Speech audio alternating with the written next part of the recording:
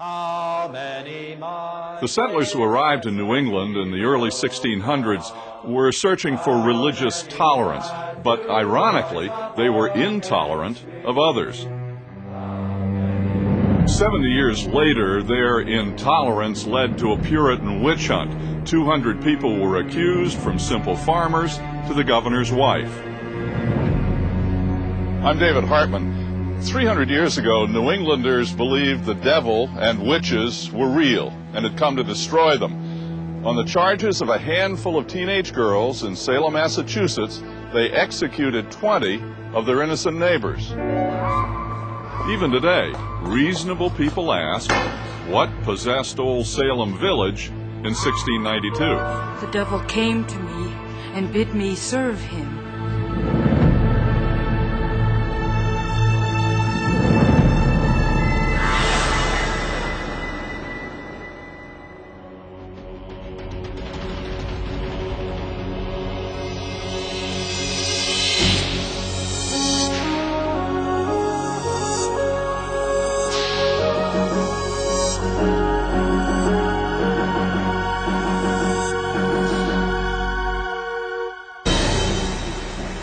In the late 1600s, dramatic changes were transforming how people lived, scientific and political changes, industry and trade. American seaports were thriving, especially the town of Salem. Merchants were making money, gaining power. But next door in Little Salem Village, Puritan farmers were struggling to maintain a simpler life. The new worldliness of Salem town threatened the farmers' Puritan values. There was no love lost between town and village. Family rivalries and the village's desire for independence from the town divided the town and village.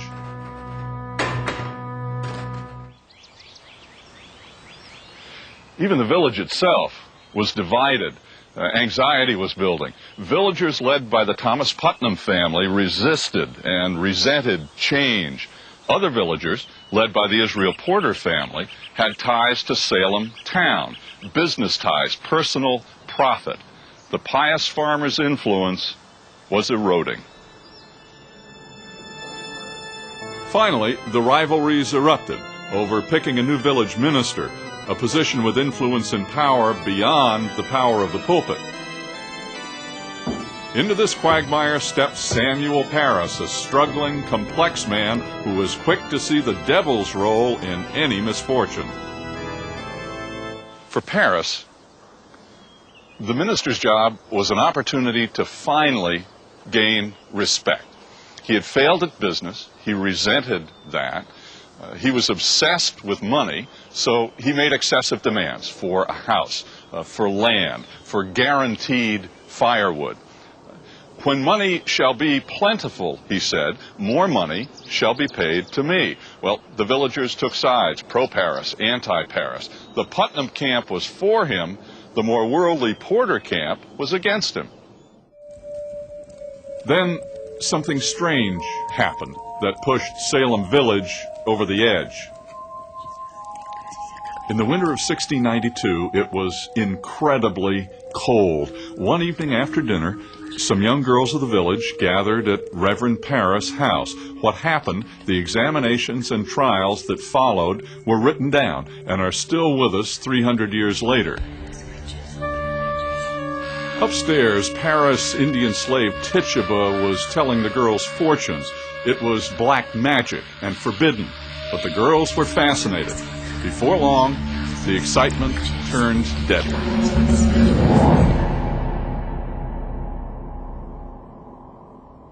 Suddenly, one of the girls saw something, the ghostly form of a coffin.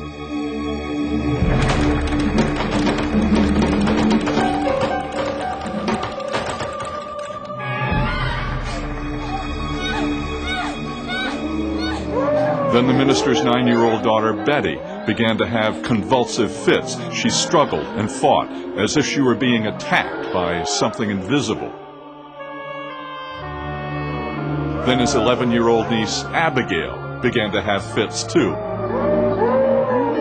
The Reverend Paris was frightened, so Paris sent for the village physician as the girls battled the air. Afflicted, people called him.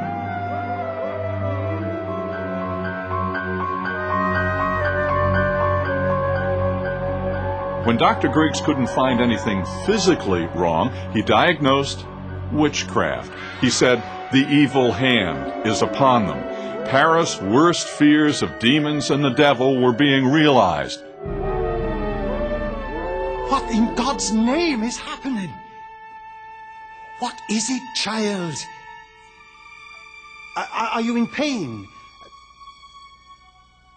What are you seeing? In desperation, the girls broke down and named names. Tituba. Tituba. Who else? Are there others? Sarah Good. They were 3 women of the village with questionable reputations: a slave, a beggar who smoked a pipe, and an invalid woman who had married her servant. Sarah Usbin.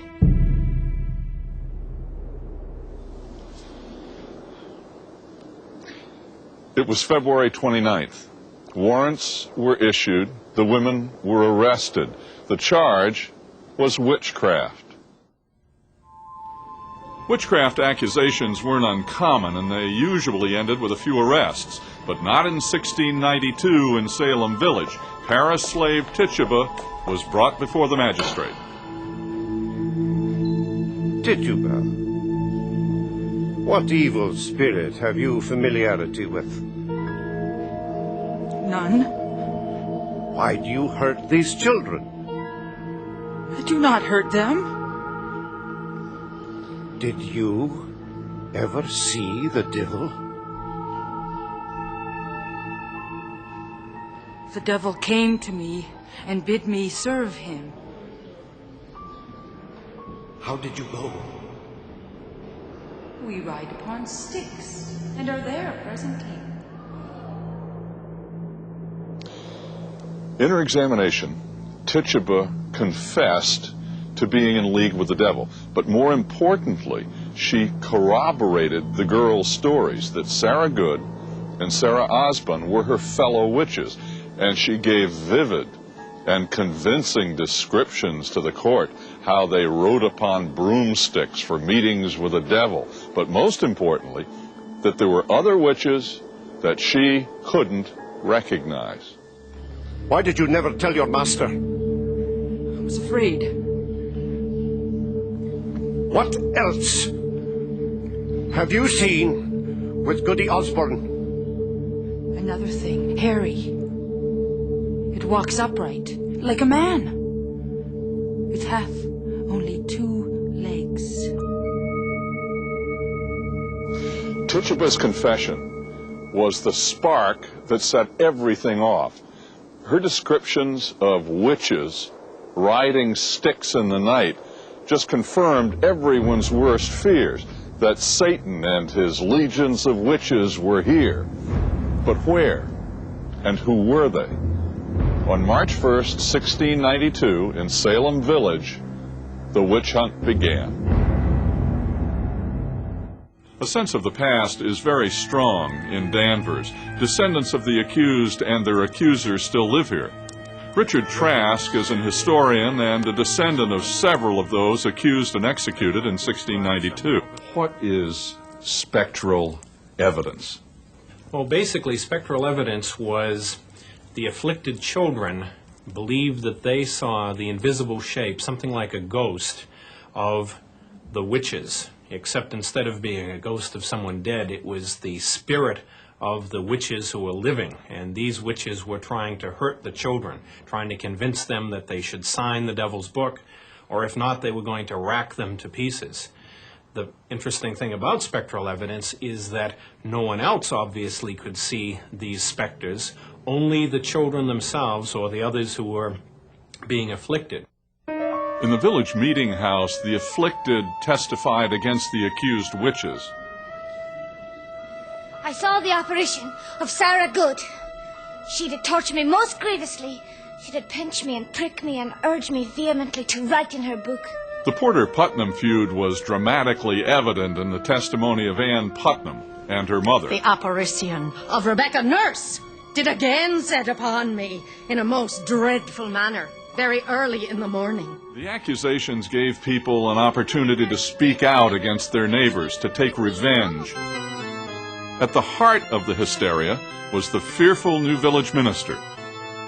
There are devils as well as saints here in Christ's little church.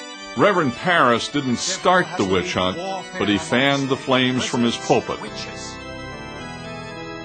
Everybody is on one side or the other.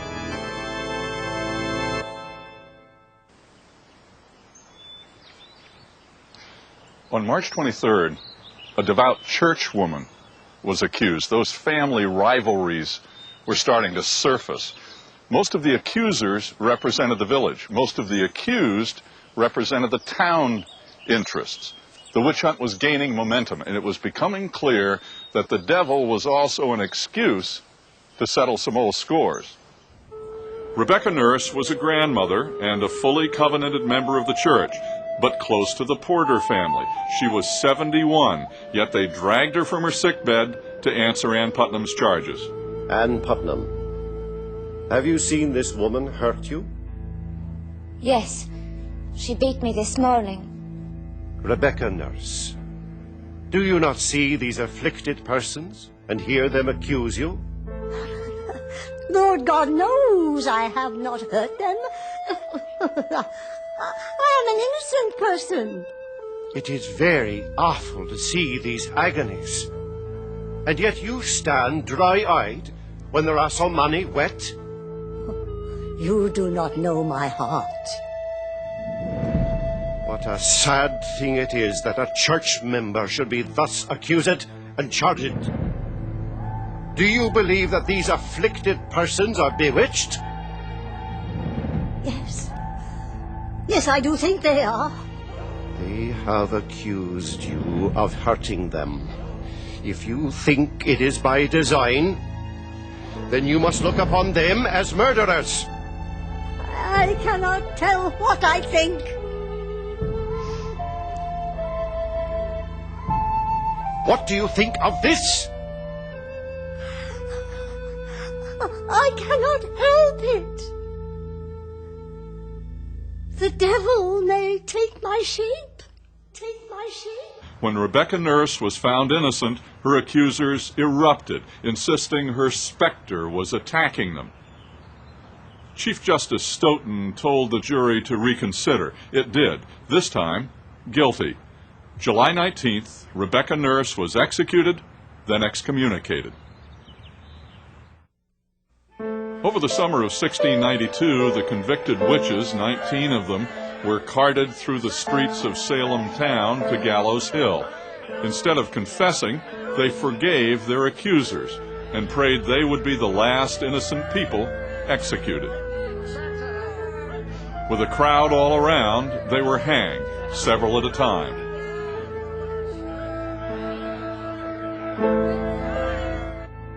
Why would someone confess to being a witch? After the trials had begun, and after the first several executions had taken place, those people in jail understood that those people confessing were remaining in jail and maybe would be able to live, whereas those people who didn't confess were being brought up to trial and were being executed. So it was a way of at least staying for a period of time the hangman's noose. From the beginning, there was an undercurrent of opposition to all this. One of the judges left the court. Several ministers questioned the rules of evidence, especially spectral evidence. Robert Pike, a magistrate, appealed to the court. The witnesses, he wrote, were both informers and the sole judges of the crime. Well, by fall, even Governor Phipps's wife had been accused. So finally, Increase Mather was forced to act. On October 3rd, in a sermon to other ministers, he criticized spectral evidence. It were better that 10 suspected witches should go free than that one innocent person die. I'd rather judge a witch to be a honest woman than judge a honest woman to be a witch. On October 29th, Governor Phipps dissolved the court. Civil suits were brought to recover property of the accused. Those already found guilty were pardoned. The remaining accused were tried and exonerated. No one would ever die again in our country convicted as a witch.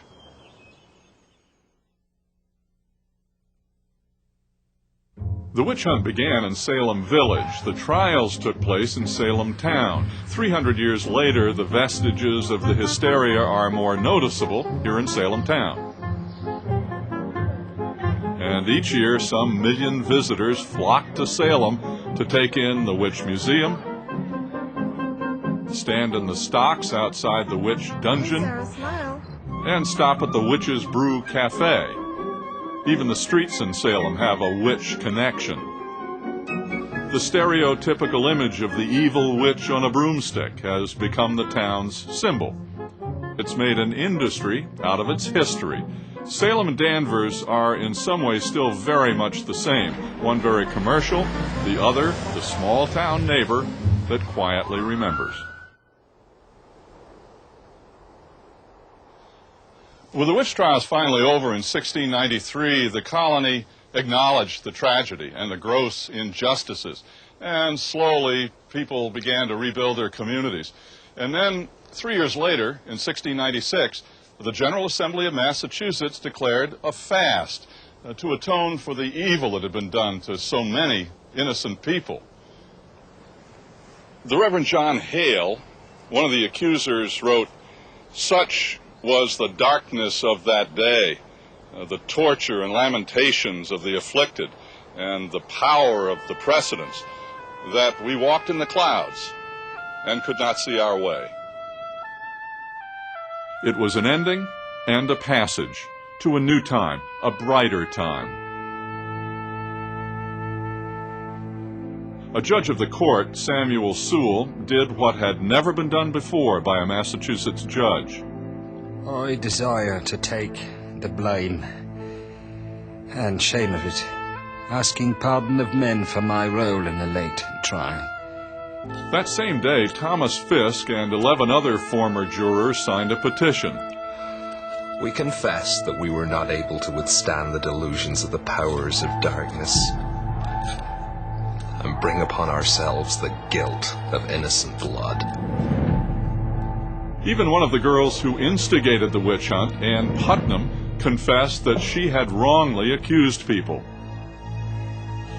I desire to lie in the dust and earnestly beg the forgiveness of God and of all those unto whom I have given just cause of sorrow and offence. What I did was ignorantly, being deluded by Satan. The other girls married and settled down. As public opinion shifted, some were labeled persons of profligate and vicious conversation. It hinted that there was something conspiratorial about their hysteria. Tituba, the slave whose testimony sparked the witch hunt, recanted her story. In fact, she claimed that Samuel Parris had beaten a confession out of her. In 1752, Salem Village became independent of Salem Town and changed its name to Danvers. It has tried to bury its memories of the witch trials ever since. When the witchcraft was all over, Salem Village was really decimated by how many innocent people had been hanged, how many families had been disrupted. And the village, really for generations, just didn't want to talk about the witchcraft anymore. Witch hunts aren't something of the dark past. They're still something that draws us in today. Too often we might think that, oh, we're talking about something that happened 300 years ago. We're talking about Puritans who were superstitious. They weren't very sophisticated. They happened to hang a bunch of witches. What's that got to do with us? When in fact, when we talk about a witch hunt, we're talking about any time in which a community of people find easy scapegoats to difficult questions, things they don't understand. It's as easy for us to understand it today when we look to our recent past, how the Japanese Americans were treated at the beginning of World War II, thrown in basically concentration camps. I think we, in our own time, must be able to watch for witch hunts in any form and in any guise with as much clear vision, bravery, and integrity as we can muster. Salem in 1692 was the last of the religious witch hunts, but there have been many more since, ethnic, political, racial witch hunts. The people of Salem remember and show that history does not have to repeat itself. I'm David Hartman.